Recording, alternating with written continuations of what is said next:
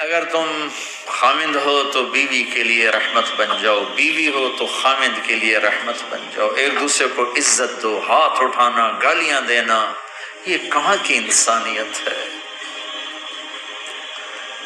پھر ہمارا معاشرہ جوائنٹ فیملی سسٹم ہے، ساس ہو کر سسر ہو کر بچے اور بچی کی زندگی میں اتنا داخل ہو جانا کہ ان کی زندگی کو برباد کر دینا، یہ میرے پورے معاشرے کا ایک سلگتا ہوا، ایک جلتا ہوا، ایک دکھ دیتا ہوا، ایک اتنا بڑا روگ ہے کہ میں کتنے ہی آنسو بہاؤں تو میں اس غم کا حق نہیں ادا کر سکتا جو ہر گھر میں لڑائی ہے، ساس اور سسر کا بے جا دخل بچی کی زندگی میں، اس نے گھروں کو آگ لگا دی ہے۔ ہمارے پڑوسی ذمہ دار ہیں، ان پڑھ ہیں بڑے ذمہ دار، تعلیم اتنی نہیں ہے، تو ان کے ایک بچے کا میں نکاح پڑھانے گیا تو ان کے والد بیٹھے تھے نکاح سے پہلے، ایسے ہی تو مجھ سے کہنے لگے مولانا صاحب میری بیوی نے مجھ سے کہا کہ دیکھو ہم دونوں عمر گزار چکے ہیں، تو ایسا کرو اپنے بیٹے کا گھر الگ بناؤ اور اس کی بیگم کو وہاں لے کر آؤ،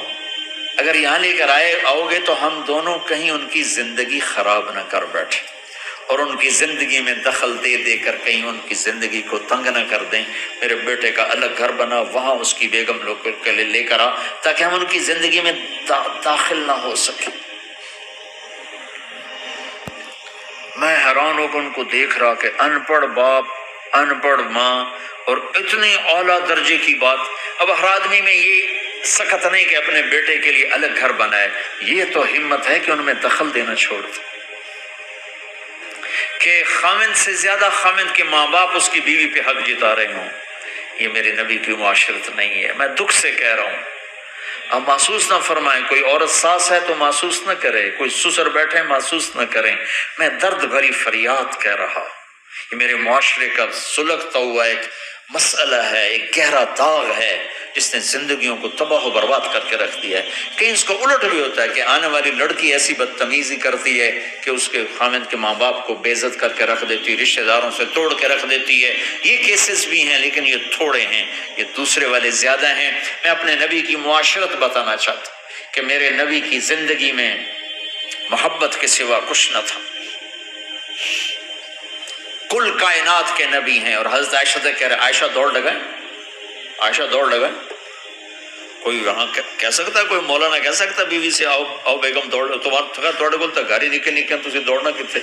چلو پوڑیاں چڑھ دے رہا کرو، پوڑیاں چڑھو ہیں۔ عائشہ دوڑ لگائیں، کون کہہ رہے ہیں؟ دو جہان کے سردار، عائشہ دوڑ لگائیں، تمہاری تو بزرگی فوت ہو جائے۔ تو آپ نے صحابہ سے کہا، ایک سفر سے واپس آ رہے، جاؤ بھائی سب آگے چلے جاؤ، وہ سارے آگے چلے گئے، جب وہ نظروں سے غائب ہو گئے، عائشہ آؤ دوڑ لگائیں، دونوں نے دوڑ لگائی۔ حضرت عائشہ فرماتی ہیں آگے نکل گئی،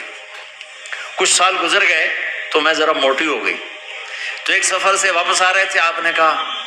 صحابہ سے چلو بھائی آگے، سارے صحابہ آگے چل کے غائب ہو گئے،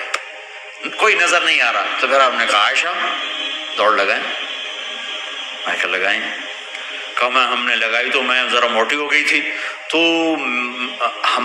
نبی آگے نکل گئے، تو پھر آپ نے فرمایا ہذہ بتلک، عائشہ آج میں نے اپنا بدلہ لے لیا، اس وقت تم جیت گئی تھی، آج میں جیت گیا۔ آپ نے نبی کی زندگی پڑھو اللہ کے واسطے کہ آپ نے گھر کیسے چلائے، کھانے کو کچھ نہیں اور بیویاں خوش ہیں، سلوک تھا نا، کھانے کو کچھ نہیں ہے، 2 مہینے چولہا نہیں جلتا ہے، لیکن بیویوں کو ایسی محبت تھی کہ وہ قربان ہوتی جا رہی، اور یہاں سب کچھ دے کر گھروں میں آگ ہے، اس لیے کہ بول ٹھیک نہیں، نہ خامد کا بول ٹھیک ہے نہ بیوی کا بول ٹھیک ہے، اور عام طور پر زیادتی چونکہ مردوں کی طرف سے ہوتی، کبھی عورتوں کی طرف سے بھی ہوتی، میں تو دونوں کے لیے بات کر رہا ہوں۔ اس زبان کو میٹھا کرنا سیکھ لو، اگر اپنے گھروں کو چین سے سکھ سے بھرنا چاہتے ہو تو چیزوں سے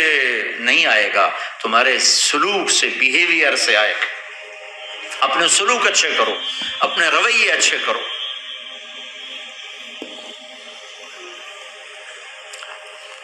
مسجد نبوی میں حبشہ کے لوگ، ایتھوپیا،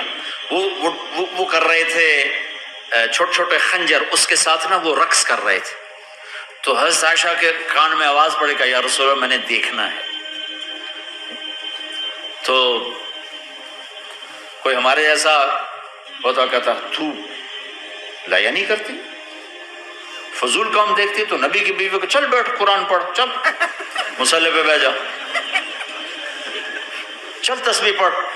تو یہ خیال کیسے آیا؟ دنیا میں دین مٹ رہا ہے، تمہیں خیال کیسے آیا کہ تو تماشا دیکھتی ہے؟